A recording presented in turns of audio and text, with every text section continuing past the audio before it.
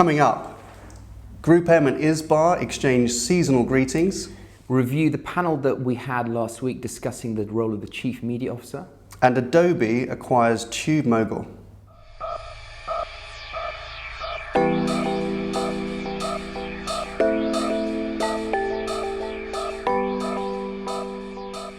Welcome to IDCom's Media Snack, episode 52. Today we're reporting on a very pleasant exchange of seasonal greetings that's kicked off between GroupM, Chief Executive in the UK, and the Head of Media at ISBA, the UK trade body. We hosted a fantastic session and panel discussion last week around the role of the Chief Media Officer. We're going to talk about that. And Adobe have acquired Tubemogul in a deal worth over $500 million. All coming up in today's Media Snack, just the time it takes to eat a sandwich. Okay, first up today, GroupM in the UK and ISBA, the Marketers Trade Association in the UK, are having a little exchange of words in the trade press. I think it's fair to say they won't be exchanging Christmas cards this season. It's a slightly kind of complex story, so stick with us because it goes back about 7 months. In March this year, ISBA, the UK trade body, issued an amazing piece of work, which was a contract template for marketers to use with media agencies. It was an epic piece of work led by Debbie Morrison, who's the head of consulting services at ISBA. This contract template, incidentally, went on to be then recommended by the ANA in the US, and it's picking up kind of adoption around the world. So it's been a very important piece of work. At the launch of that contract back in March, Debbie offered an interview to the Financial Times, which was essentially kind of edited down to one statement, or there's one statement that really caught fire. And what she said was that media agencies were perhaps not acting wholly in the interests of their clients. And of course that upset a lot of media agencies at the time. But it's become water under the bridge. There's lots of discussion that's happened about transparency since, and nobody's really referenced that. Until last week, when MediaCom, obviously one of the world's largest media agencies, but it is the largest agency in the UK, had an amazing evening at one of the large awards ceremonies and picked up over half, I think, of all the awards on offer. So good for them. And of course, they won those awards based on the great work that they've done. A few days later, the UK Chief Executive of GroupM, Nick Theakstone, wrote a piece in the trade press here in the UK saying, well, look, we've won all these awards. Obviously, we act in the interests of our clients.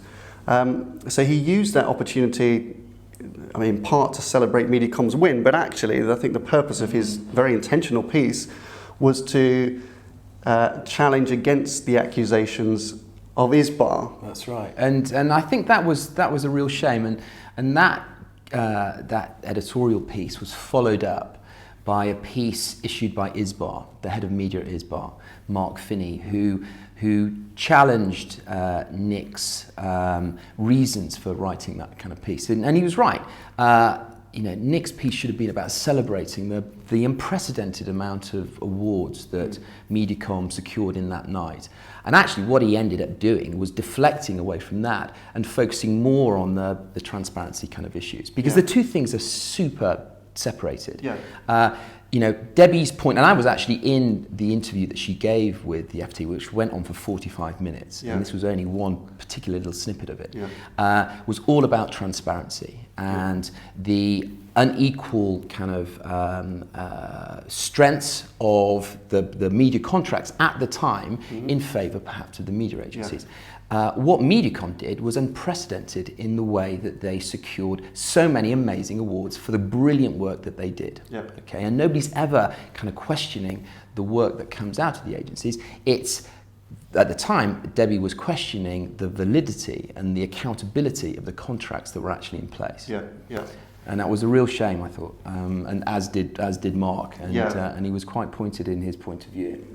So we'll link to both pieces. It's just worth reading because it's a signal, perhaps, that agencies are still smarting a little bit from the accusations around these kind of various different transparency initiatives. Mark makes exactly the right point, which is that this stuff's not go away. It doesn't suddenly disappear. If you're a marketer and have concerns about agency transparency, that doesn't evaporate when they win a bunch of awards. And to put the two things together, I think is, as you say, is wrong, because they're just separate discussions. If MediaCom hadn't won all those awards, another agency would have won all those awards, and I doubt Nick would be writing in the train press saying, look, Zenith won all these awards, look, ISBA, you must be wrong. The two things are entirely separate. It muddles the conversation, and it's distracting. I think Mark used a brilliant phrase I'd never heard of. He said that the agencies are throwing up gorilla dust, which is perhaps unfair but very entertaining way of describing it. But a time when both parties should be coming together. Yeah. And having collaborative, strong, forceful discussions about how to move this forward. Yeah. I just don't think that this helps much. Yeah. So perhaps they can make up in the new year. Yeah. We'll see. So next up, we had a very exciting week last week, not least because on Thursday we hosted an event at the wonderful offices of LinkedIn. We did. The event was themed around the role of the Chief Media Officer, and we'd invited 3 brilliant panellists to help provoke the discussion and the debate around that. We had Martin Mole, who's the European Marketing Director at Nissan. Yep. We had Lindsay Patterson, Global CEO of Maxis, and we have Steve Hyde, who had represented the executive search community. So 3 different perspectives from 3 key stakeholder groups within the industry. Yep. And it went down really well, I thought. Yeah, it was good. I mean, the premise of it, obviously asking, what is a chief media officer? And this was credit to, particularly Bill Duggan at the ANA, who was the first person to really champion the need for this role. So we're asking, what is a chief media officer? Who needs a chief media officer, and what will their responsibilities be, and where do you even find them? That was interesting. Well, we've prepared kind of separate videos and materials on that, so if you want to dig into it, you can have a particular read. But I thought, there's an interesting parallel. When we think about senior media leadership, this is one of the themes that comes out, and it relates somewhat to the first story that we're talking about, is there obsession about accountability and transparency? Is that the role?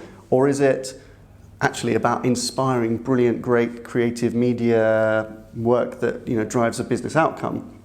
Because as we've just said, these are somewhat distinct things, and I think it hints really at the breadth of that media kind of senior media responsible role. Is that you've got to be a really strong guardian of accountability and transparency, considering media as an investment, company investment, and hold it to account, but also being a champion for great work, celebrating great agency work, inspiring great agency work at the same time. And that's a challenging role to sit across both. And I think all of the panellists agreed that the importance of having somebody internally that was capable at a senior level of providing media governance was vital. Yeah. But I thought the theme that came through the entire discussion was that of a guardian or a champion of media value. Yeah. So Martin, from the perspective of a marketing organisation, talked about the challenge of that role of moving away from talking about, or the narrative around cost and price, and actually qualifying and justifying internally the investment in media and the role that media plays in driving business goals. Lindsay was brilliantly articulate in terms of her understanding of how somebody in that role can help champion really good work on the agency side. She talked about collaboration and agility, making the agencies work better and quicker. And Steve talked about the new briefs that he was getting into the marketplace, which was often a fusion of the responsibilities and roles that marketing and media have. So, I thought a brilliant way of kind of getting this topic higher on the agenda, but it was all about driving media value rather than focusing on perhaps the cost of media. Yeah, exactly. So finally this week, another kind of landmark consolidation in the ad tech space. So Adobe, who are the marketing services software company, who've built this amazing kind of marketing cloud offer over the last few years, have acquired Tubemogul, who are the world's largest video programmatic buying platform, in a deal which is worth $540 million. The consensus seems to be that this is a really good thing. Yeah, it's so Adobe perhaps most credible within the DMP space. In September they launched their own trading desk. And now they've just gone and spent $500 million on buying the kind of the preeminent, I think, video trading platform. And it's just a brilliant kind of strategic alignment, I think. You know, they are connecting all of the dots, and it makes a lot of sense, I think, from a client perspective.